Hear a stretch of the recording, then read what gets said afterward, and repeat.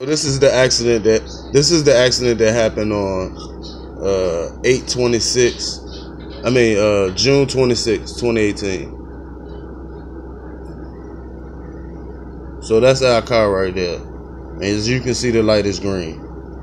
Boom, the lady runs the light and we hit her. The light is still green. See that? Okay, so after that, you see the buses right there. The bus is letting people off. After that, we get out the car, and I can hear the lady telling everybody. Fucking red light, man. Listen. My back hurts. Did you hear that? That lady said, "I don't know what happened. I just want to see if you're okay." Listen again. The lady in the blue. Listen. It's fucking red light, man. My back hurts. Shit, man. That's my nephew. What the fuck is she thinking about? That's the bus.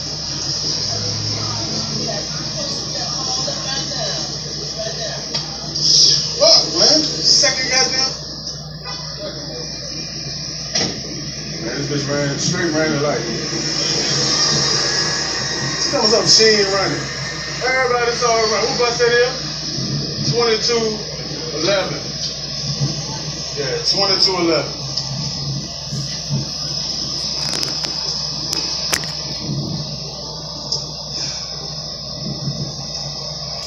Now, that happened. That accident happened. It was for anybody who was at Lee and First Street, especially for the GRTC bus driver who saw this accident. That lady right there, she lying. She saying she ain't running light. Everybody saw her running light. We need y'all to share this video for all of the witnesses that seen it. We're gonna give y'all a court date so y'all can come to court. The lady blatantly ran the light. Everybody, even the bus driver saw her. And we'll get the bus driver to come to court because the bus driver has film and she knows it. She knows she ran the light. She knows she ran. That's her right there. And so after this, after the accident, it took. I'm gonna show y'all. This is how black men. It took the policeman. Go to jail every day. It took the policeman like 25 or 30 minutes to come to the scene of the accident. So all the witnesses had left. That lady that you heard say, "I didn't see what happened. I just want to know if you're okay." We watched the lady who ran the red light pay that lady money, and when the policeman came, that lady turned into a witness. Not only did she turn into a witness, but after talking to the cops for a while, she even said somebody else down the street saw us run a red light. I kept telling the policeman, I kept saying, "Look, man, we ain't run no red light." You know, so the lady who ran the red light, she goes to the cop.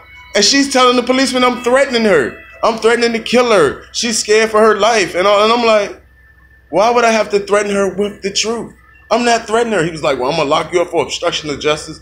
I said, the only person that, people that are obstructing justice out here are you, Mr. Policeman, and those two ladies.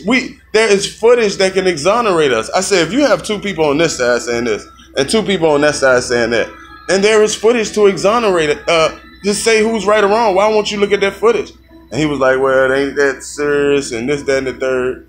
And so I called GRTC on the spot, you know, because this is how we found out we was getting the ticket. We in the ambulance. They taking out blood pressure and all that. The policeman knocked on the door and said, before y'all leave, see me because y'all getting this ticket. Ticket for what? He was like, y'all ran the red light. No, we didn't. That lady right there, I'm like, he said, the lady has a witness, and you can't be a witness because you was in the car with your nephew. That lady right there said she saw the accident. We like, bro, we witnessed that lady pay her. You know, we ain't tell the police that. We ain't tell him that because we already figured he was on their side. We was like, and we ain't put two and two together because we was like, well, she must have gave her that money to pay her. So I was gonna go to the hospital. I took the thing off my arm, the blood pressure thing and all, and jumped out the ambulance. I was like, man, if this lady is gonna lie about something like that, she could plant something in our car. So there's no way we're going to the hospital. And you know, the cop kept saying, yeah, man, leave that lady alone. You know, I'm gonna lock you up. You ain't got nothing to do with it. I'm like, bro, I was in the accident and I have film that can exonerate us. We don't look at film and all this and all that. And I called GRTC with him standing right there. I said, well, you know what? I'm going to get the film. And I have it by tomorrow. When I called GRTC, I was 38th in the queue. And I was 38th in the queue. So he was like, he ain't had time to wait and all this. So by the time GRTC answered the phone, I told him what happened. You know, the bus number, the lady, the bus driver. I was like, we can speak to anybody. My nephew was on his way to the Air Force, and this ticket would hurt him. It would decrease his security clearance and a lot of things that he wouldn't be able to do.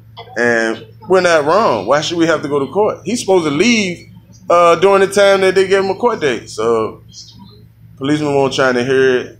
I talked to GRTC. They said the only way we could get the footage, we had to get it through law enforcement or somebody like that.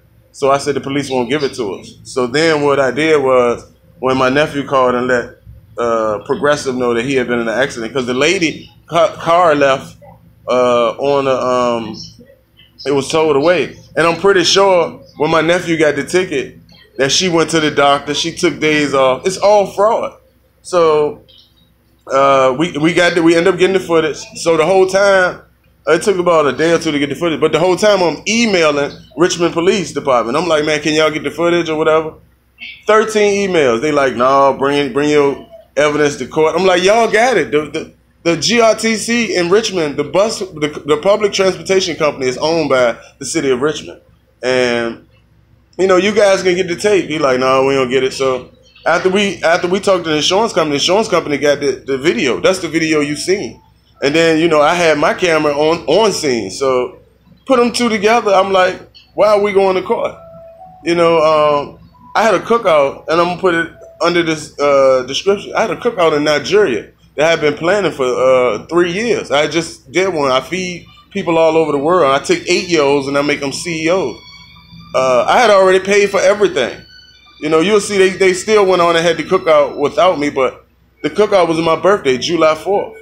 And this accident was June 26th. I'm still in a hotel in Richmond trying to get this thing cleared up. You know, I live 2.5 hours away. So this thing has really hurt my money. Like, you know, and it's all based on a lie. You know, and the policemen, you know, I guess they gonna come to court or whatever, but man, this is tragic. It's ruined my health. It's really ruined my money. And then look, I'm supposed to be overseas right now.